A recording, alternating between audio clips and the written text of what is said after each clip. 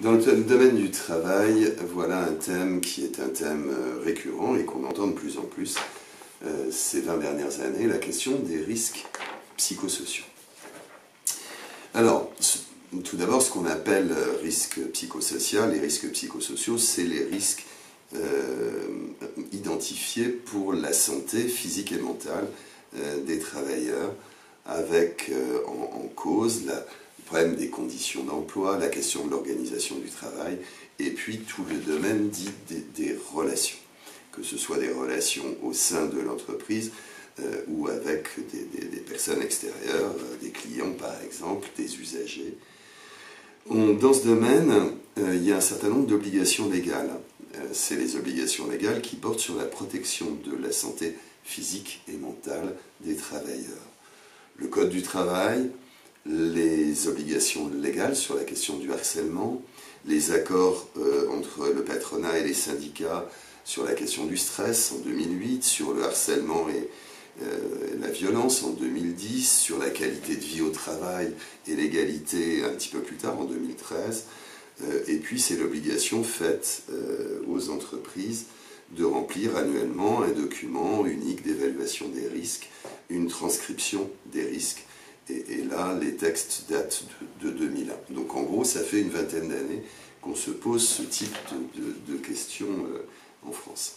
Alors, qu'est-ce qu'on sait de ces risques psychosociaux? Qu'est-ce qu'on identifie? Eh bien d'abord, un impact sur la santé des salariés, sur leur santé physiologique, psychologique, somatique. On pense aux troubles musculo-squelettiques, aux problèmes cardiovasculaires, à l'anxiété, à la dépression, à la maladie, au suicide. Des risques également, bien sûr, pour l'entreprise. Et c'est ce qui amène les entreprises à une certaine vigilance dans ce domaine, puisqu'on identifie là aussi des risques en termes d'absentéisme, de turnover, de productivité, d'accidents, d'horaires, de ponctualité, de qualité dans le travail, de climat social, voire d'image de l'entreprise à l'extérieur. On pensera notamment à France Télécom et aux conséquences qui ont été celles de la vague de suicides connue il y a une dizaine d'années. Donc l'impact de ces risques psychosociaux concerne à la fois les salariés mais l'entreprise. Et du coup, cette vigilance-là, elle nous amène à nous intéresser aux types de risques psychosociaux et aux facteurs de risques psychosociaux. Et cette première partie sur la question du risque psychosocial, je vais la terminer sur ces deux dimensions. D'abord sur les types de risques psychosociaux, on en identifie 4. Le stress dû ou des salariés, qui peut être lié aux exigences et aux attentes qui pèsent sur lui. La question des violences internes, les conflits graves entre salariés, la question du harcèlement, les violences externes avec des clients, des usagers, et enfin le syndrome d'épuisement professionnel. Donc 4 types de risques psychosociaux, le stress, les violences internes, les violences externes et le syndrome d'épuisement professionnel. Les facteurs tels qu'ils sont identifiés aujourd'hui par un acte qui s'intéresse aux conditions de travail, ces facteurs ils seraient au nombre de 6. D'abord, les exigences du travail liées à son intensité ou à sa complexité.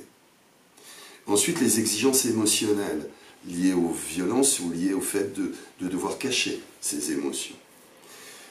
Troisièmement, le manque d'autonomie ou le manque de marge de manœuvre ou la sous-utilisation des compétences.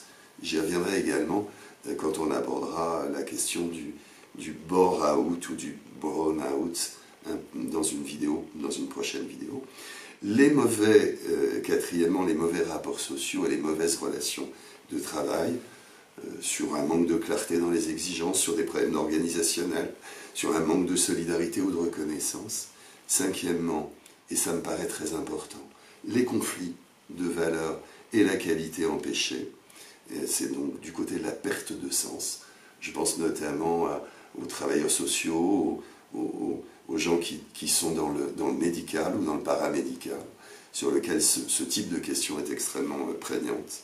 L'insécurité, ensuite, qui peut être liée à une situation de précarité.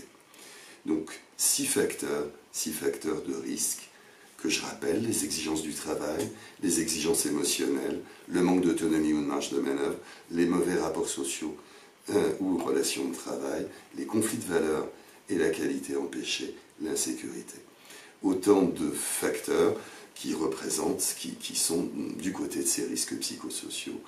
Je reviendrai dans une prochaine vidéo sur la question de la prévention de ces risques, et puis j'apporterai quelques éclairages psychologiques sur le sujet.